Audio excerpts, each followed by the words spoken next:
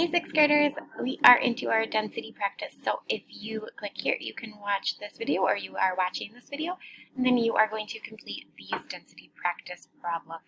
So on the first page, it says to complete the equation. So it says density equals. You can use your triangle down here to figure out the equation for density and click and type what you're going to type density equals what divided by what.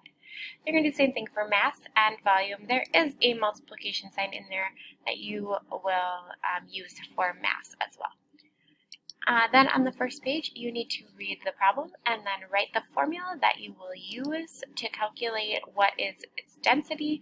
You're going to, in these boxes, add the information that you know. So for example, I don't know the density, so I might put a question mark or I might say unknown yet.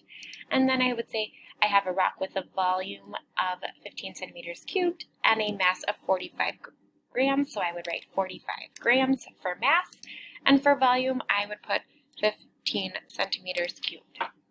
And then I would use my formula that I wrote up here, density equals mass divided by volume, and I would calculate what is the density to put my answer in this box.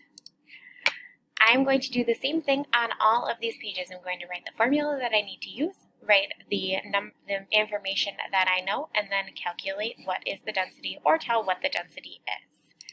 There are